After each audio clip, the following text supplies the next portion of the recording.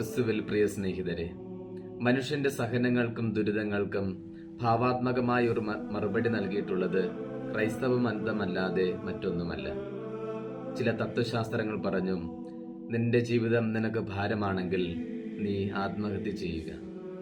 ഹൈന്ദവ മതം പറഞ്ഞു, ഇത് നിന്റെ മുൻജന്മത്തിന്റെ കർമ്മഫലമാണ്, നീ അത് അനുഭവിച്ചു കൊള്ളുക.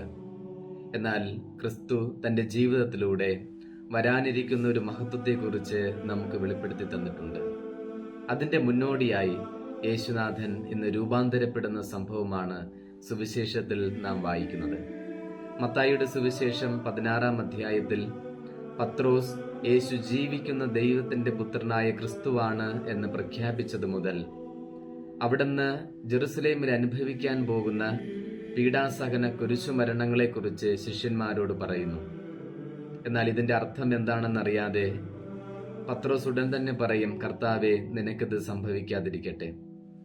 മറ്റൊരവസരത്തിൽ എല്ലാ ശിഷ്യന്മാരും യേശു ഇങ്ങനെ പറയുന്നത് കേട്ടപ്പോൾ സങ്കടത്തിലായി എന്ന് സുവിശേഷം രേഖപ്പെടുത്തുന്നുണ്ട്.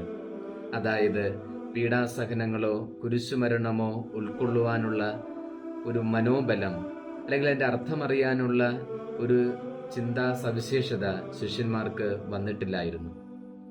ഈ പശ്ചാത്തലത്തിൽ യേശുനാഥൻ 3 ശിഷ്യന്മാരെ, 3 സാക്ഷികളെ ഉയർന്ന ഒരു മലയിൽ കൊണ്ടുപോയി അവിടെ വെച്ച് രൂപാന്തരപ്പെടുകയാണ്.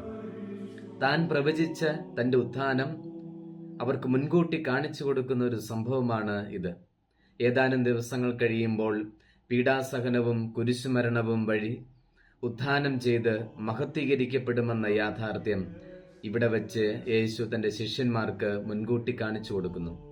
യേശുനാഥൻ ഉത്ഥാനത്തെപ്പറ്റി, നമ്മുടെ മഹത്വീകരണത്തെപ്പറ്റി, ഈ ലോകത്തിന്റെ അവസാനം നമ്മുടെ ജീവിതത്തിന് എന്ത് സംഭവിക്കുമെന്നതിന്റെ സൂചന ഇവിടെ നൽകുകയാണ്. യേശുനാഥൻ ഒരിക്കൽ പറഞ്ഞല്ലോ, നിങ്ങൾ സ്വർഗത്തിൽ മാലാഖമാരെ പോലെ ആയിരിക്കും. ഉത്ഥാനത്തിന് ശേഷം യേശുനാഥൻ പൂർണ്ണമായും രൂപാന്തരപ്പെട്ട് മഹത്വീകരിക്കപ്പെട്ട വ്യക്തിയായി. അതുകൊണ്ടാണ് മഗ്ദലന മറിയത്തിന് യേശുനാഥനെ തിരിച്ചറിയാൻ കഴിയാതിരുന്നത്. എമ്മാവുസിലേക്ക് പോയ ശിഷ്യന്മാർക്ക് തിരിച്ചറിയാൻ കഴിയാത്തത്. ഈ രൂപാന്തരീകരണം നമ്മെയും ഓർമ്മിപ്പിക്കുന്നത് ഇതുതന്നെയാണ്. നമ്മളും ഒരിക്കൽ രൂപാന്തരപ്പെടേണ്ടവരാണ്. ഉൽപ്പത്തിയുടെ പുസ്തകം 5-ാം അധ്യായത്തിൽ ഏനോക്ക് എന്നൊരു മനുഷ്യനെ നാം കാണും. ദൈവത്തിന് പ്രിയങ്കരനായി ജീവിച്ചു. അവൻ ദൈവത്തോടൊപ്പം നടന്നു. പിന്നീട് അവനെ ആരും കണ്ടിട്ടില്ല. ദൈവം അവനെ എടുത്തു. മോശ സീനായി മലയിൽ വെച്ച് ദൈവത്തിന്റെ സാന്നിധ്യത്തിൽ രൂപാന്തരപ്പെട്ടു. അതിന്റെ പൂർണ്ണത അവൻ മോശയ്ക്ക് നേടാനും കഴിഞ്ഞു. അതുകൊണ്ട് ഇന്നത്തെ ഈ രൂപാന്തരണ സംഭവത്തിൽ മോശയെ നമ്മൾ യേശുവിനോടൊപ്പം കാണുന്നു. ഏലിയ പ്രവാചകൻ ആഗ്നേയ രഥങ്ങളിൽ സ്വർഗത്തിലേക്ക് എടുക്കപ്പെട്ട പ്രവാചകനാണ്. ഏലിയായും രൂപാന്തരപ്പെട്ടു. ഇന്ന് രൂപാന്തരണ സംഭവത്തിൽ യേശുവിനോടൊപ്പം നമ്മൾ ഏലിയായെ കാണുന്നു. പരിശുദ്ധ അമ്മ വെളിപാടിന്റെ പുസ്തകം 12-ാം അധ്യായത്തിൽ സൂര്യനെ ഉടയാടയാക്കിയ ഒരു സ്ത്രീ, മഹത്വീകരിക്കപ്പെട്ട ഒരു സ്ത്രീയായി നിലനിൽക്കുന്നു. ഫിലിപ്പിയക്കാർക്ക് എഴുതിയ ലേഖനം 3-ാം അധ്യായം 20-ാം വാക്യത്തിൽ നമ്മുടെ പൗരത്വം സ്വർഗത്തിലാണ് എന്ന് ഇന്നത്തെ 2-ാമത്തെ വായനയിൽ നാം വായിക്കുന്നു. വീണ്ടും നമ്മൾ അവിടെ വായിക്കും, ക്രിസ്തു നമ്മുടെ ദുർബല ശരീരത്തെ തന്റെ മഹത്വമേറിയ ശരീരം പോലെ രൂപാന്തരപ്പെടുത്തും. യോഹന്നാന്റെ 1-ാം ലേഖനം 3-ാം അധ്യായം 2-ാം വാക്യം, അവിടെ നിന്ന് പ്രത്യക്ഷപ്പെടുമ്പോൾ നാം അവിടത്തെ പോലെ ആയിത്തീരും. എങ്കിൽ എങ്ങനെയാണ് ഈ രൂപാന്തരണം നമുക്ക് സംഭവിക്കുന്നത്? ഇന്നത്തെ സുവിശേഷത്തിൽ തന്നെ അതിനുള്ള ഉത്തരമുണ്ട്. മോശയും ഏലിയായും യേശുവിന് പ്രത്യക്ഷപ്പെടുമ്പോൾ അവിടെ വെച്ച് അവർ സംസാരിച്ചത് യേശു താൻ കടന്നു പോകാനിരുന്ന തന്റെ പെസഹായെക്കുറിച്ചാണ്. ജെറുസലേമിൽ അനുഭവിക്കാൻ പോകുന്ന പീഡാസഹന മരണങ്ങളെക്കുറിച്ചാണ്.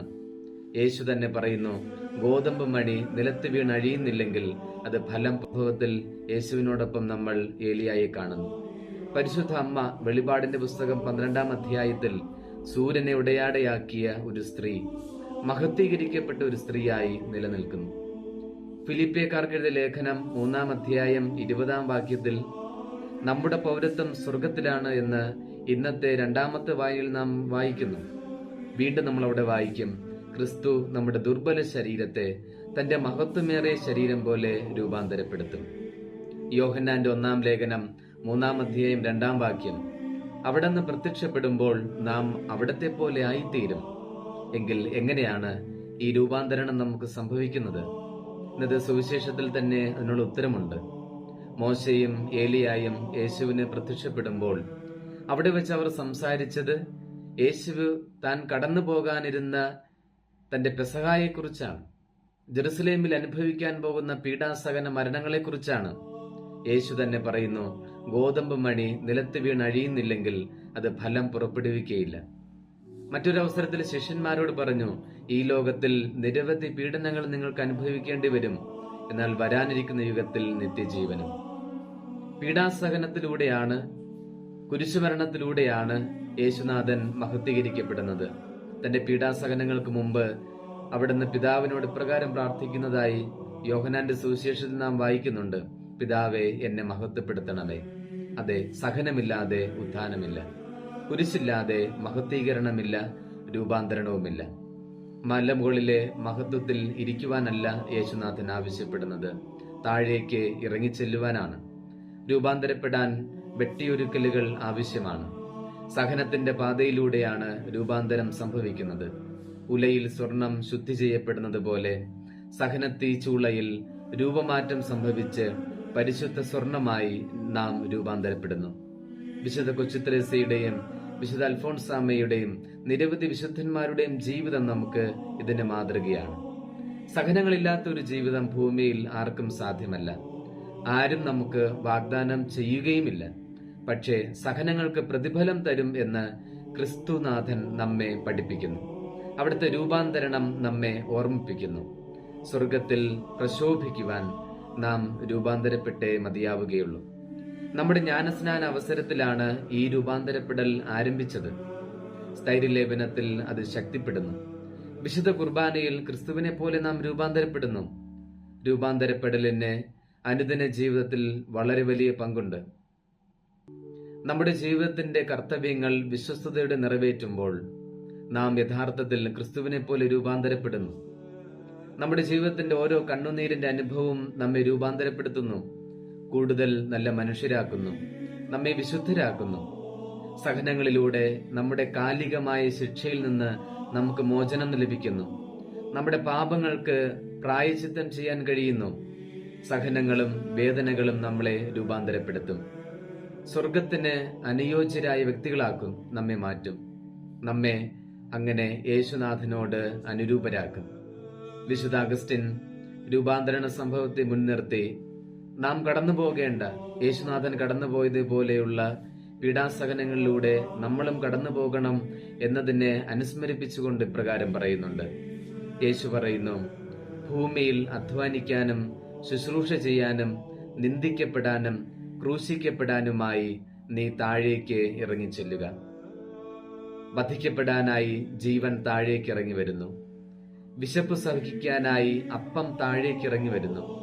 യാത്രക്കിടയിൽ പരിക്ഷീണത്തിനാകാൻ വഴി താഴേക്ക് ഇറങ്ങി വരുന്നു. ദാഹം സഹിക്കാനായി നീരുറവ താഴേക്ക് ഇറങ്ങി വരുന്നു.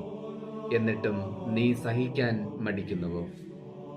യേശുനാഥൻ നമ്മേവരെയും അനുഗ്രഹിക്കട്ടെ.